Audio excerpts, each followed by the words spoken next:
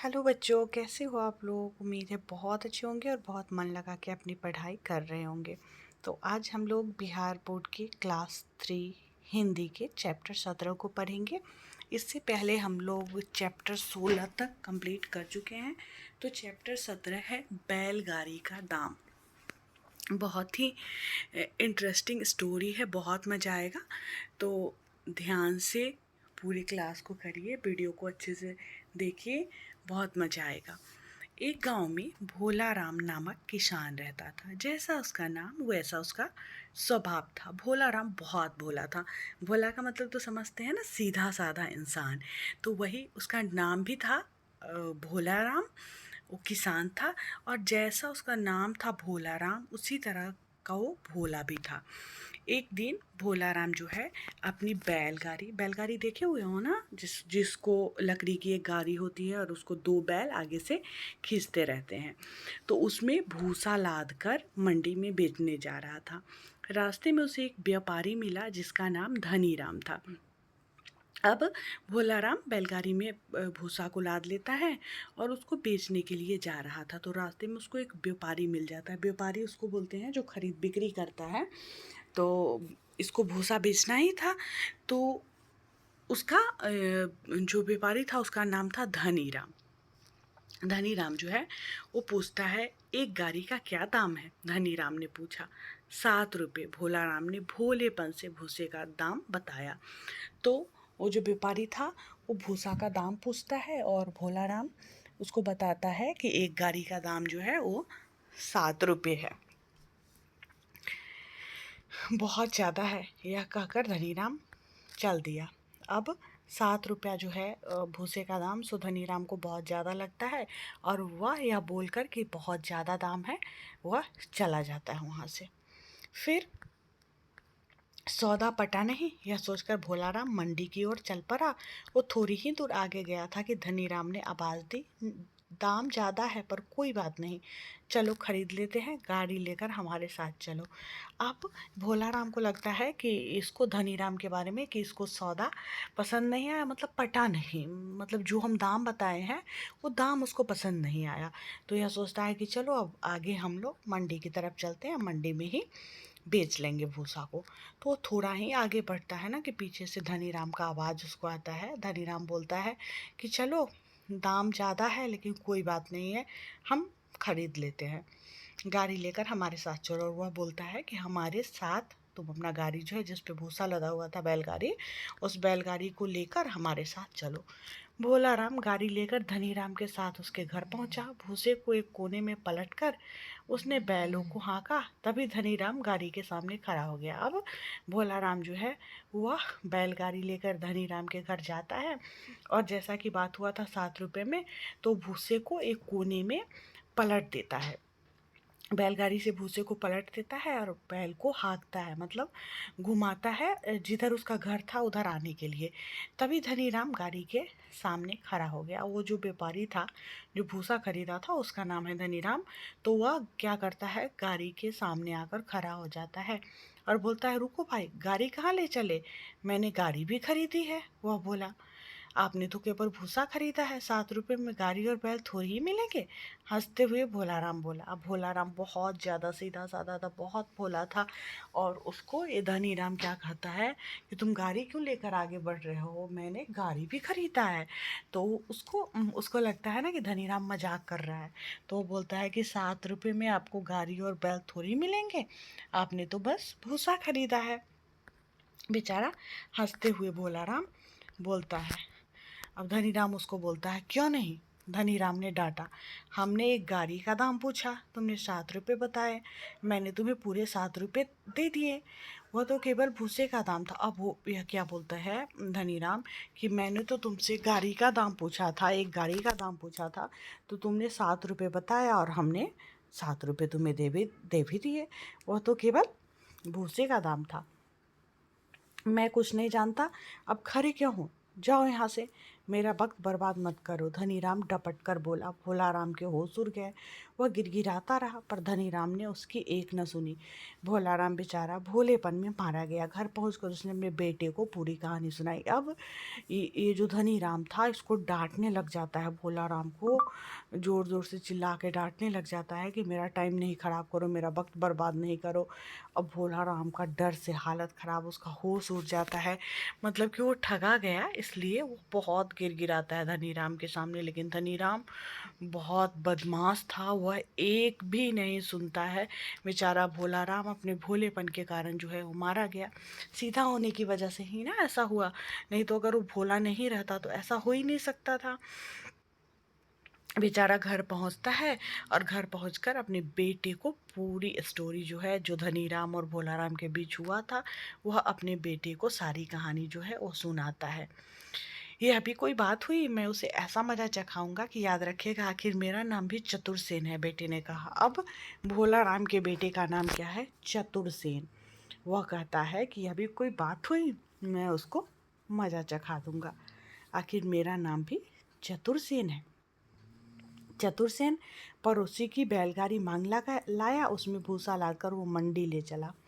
चौराहे पर उसे एक आदमी मिला। अब चतुरसेन जो था वह पड़ोसी सी, घर के आसपास जिसका घर होता है उसको पड़ोसी बोलते हैं, तो वहाँ से एक गाड़ी मांग कर लाता है, बैलगाड़ी, और उस पर भूसा लाद लेता है। भूसा लाद कर वह फिर मंडी की तरफ चलता है जिधर भोलाराम गया था और धनीराम उसको ठग लिया था।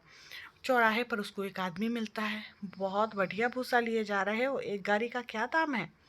वही शब्द सुनकर चतुरसेन को लगा कि हो न हो यह वही आदमी है जिसने मेरे पिता को ठगा था।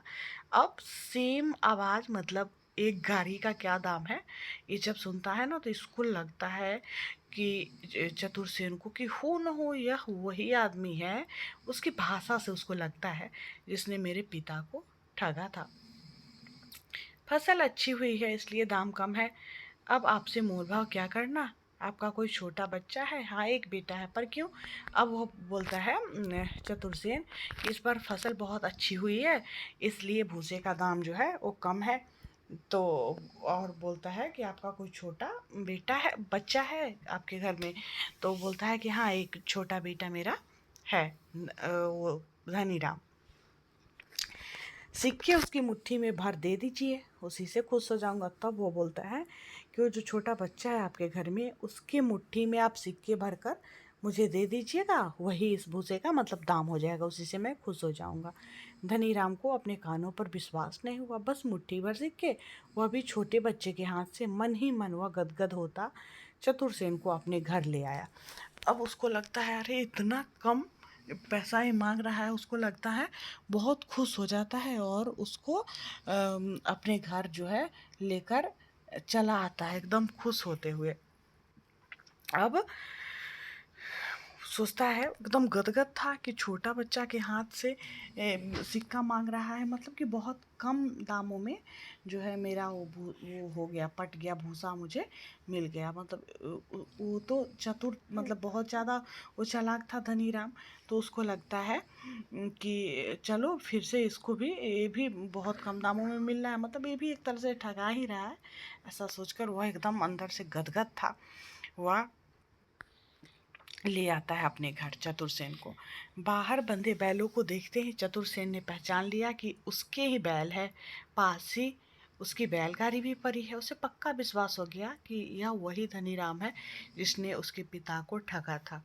भूसे के पहले पहले ढेर पर उसने अपना भूसा पलट दिया। अब क्या होता है कि बाहर जो बैल बंधा हुआ था, उस बैल को देखकर वह समझ जाता है कि यह वही इंसान है जिसने मेरे पिता को ठगा था। मतलब उसको शक तो पहले से था ही इसकी भाषा को सुनकर, लेकिन पक्का विश्वास हो जाता है जब देखता है कि उसका बैल और जो बैलगाड़ी है वही बंधा हुआ है, बैलगाड़ी वहीं लगा हुआ है और उसका बैल वहीं पे बंधा हुआ है। उसको पक्का विश्वास हो जाता है।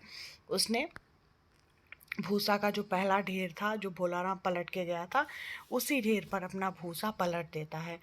धनीराम अंदर गया और एक बच्चे को गोद में लिए बाहर आया। बेटा, मुट्ठी बढ़ाओ और इनके हाथ में सिक्के डाल दो, वह बोला। बच्चे ने जैसे ही हाथ बढ़ाया, चतुरसेन ने नन्ही कलाई कसकर पकड़ ली और चाकू निकालकर मुट्ठी काटने का ढोंग करने लगा।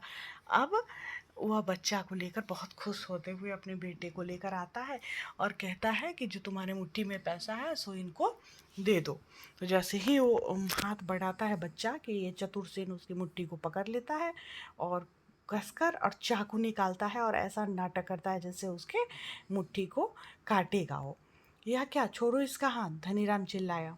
सेठ जी, सिक्के मुट्ठी में भरकर देने को कहा था ना, चतुरसेन ने पूछा। पर हाँ, घबराहट में धनीराम कुछ न बोल पाया। तो फिर सिक्कों के साथ मुट्ठी भी हमारी? क्या बक रहे हो, मुट्ठी में सिक्कों का मतलब नहीं कि मुट्ठी भी काट लो, मतलब तो केवल सिक्कों से है। अब वाह, सेम वही चीज़ इसके साथ यहाँ पे हो रहा है, उससे भी खतरनाक हो रहा है। और वह घबराहट में धनीराम जो है वो कुछ नहीं बोल पाता है और फिर बोलता है कि सिक्कों के साथ साथ मुट्ठी तुम कैसे काट लोगे, मतलब बात तो पैसे की हुई है, इसका मतलब तुम मुट्ठी काट लोगे? मतलब तो केवल सिक्कों से है, केवल सिक्कों से मतलब है ना? हाँ, तो फिर एक गाड़ी भूसे का क्या मतलब है? धनीराम समझ गया कि वह फंस गया। चतुरसेन अब भी चाकू कलाई पर रखे था। अब यह उसको जवाब देता है। तो फिर एक गाड़ी भूसे का मतलब क्या होता है, जो उसने भोलाराम के साथ किया था। धनीराम जो है वो समझ जाता है कि हम अब फंस चुके हैं। चतुरसेन अब भी कलाई पर जो है वो चाकू जो है बच्चे के कलाई पे रखे ही हुए था। धनीराम उसके पैरों पर गिरकर क्षमा मांगने लगा। अब धनीराम जो है उसको लग रहा था मेरे बच्चे का हाथ थक गया, तो वो उसको गलती का एहसास होता है, वह उसके पैर पर गिरकर क्षमा मांगने लगता है। तो वो बोलता है, क्यों क्षमा करे, क्या आपने हमारे पिताजी की बात सुनी थी? नहीं नहीं, कुछ भी मांगो हम देंगे, पर हमारे बेटे को छोड़ दो। धनीराम गिड़गिड़ाया। तो दीजिए 1,000 रुपये। अब वह बोलता है कि मैं क्यों तुम्हें क्षमा करूं और तुम्हारा बात सुनूं? क्या तुमने मेरे पिताजी की बात सुनी थी जब मेरे पिताजी तुम्हारे सामने गिड़गिड़ा रहे थे? तो वो बोलता है कि नहीं नहीं, तुम कुछ भी मांग लो हम देंगे, पर हमारे बेटे को तुम छोड़ दो। धनीराम गिड़गिड़ाने लगता है। तो वह बोलता है कि चलिए, तो 1,000 रुपये दीजिए। अब मरता क्या ना करता, उसके बेटे के हाथ का सवाल था। धनीराम दौड़कर अंदर से रुपए ले आया और चतुरसेन को देते हुए बोला, ये रुपए लो और मेरे बेटे का हाथ छोड़ दो। इसके बाद वह अंदर जाता है और रुपया ले आता है और उसको देता है चतुरसेन को और बोलता है कि ये लो रुपए और मेरे बेटे का हाथ छोड़ दो। क्योंकि अपने बच्चे से सभी लोग प्यार करते हैं, जहाँ बच्चे का सवाल आता है तो वहाँ कुछ भी करने को लोग तैयार हो जाते हैं, है ना? आप लोग के मम्मी पापा भी आप लोग से बहुत प्यार करते होंगे।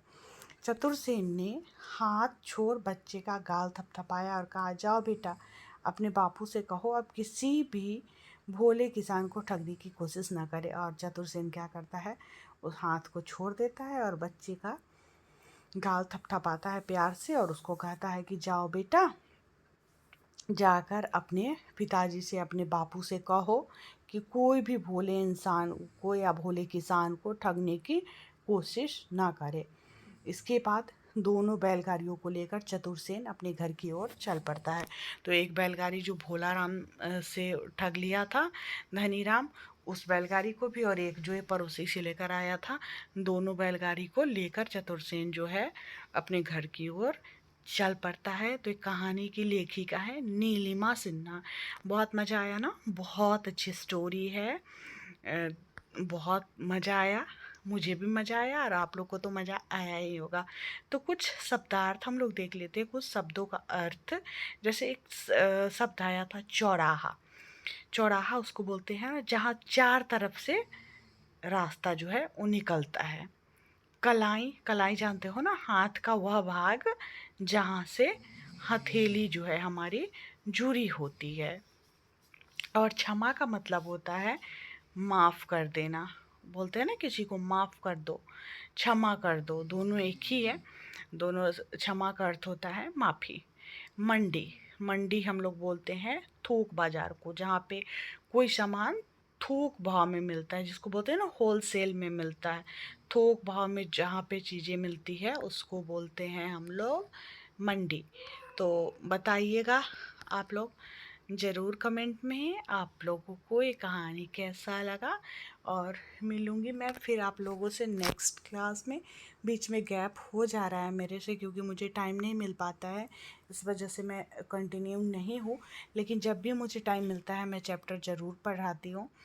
तो बच्चे लोग कमेंट में ज़रूर बताइएगा कि कैसा लगा आप लोगों को मेरा ये क्लास। अच्छा लगा होगा तो वीडियो को लाइक करिएगा, और जो भी आपके उम्र के बच्चे होंगे उनको शेयर भी करिएगा, क्योंकि आजकल तो सारे बच्चे फ़ोन लेते हैं और गेम खेलना स्टार्ट करते हैं। तो गेम ना खेल के आप पढ़ाई करिए तो आपके लिए ज़्यादा अच्छा रहेगा। Bye bye.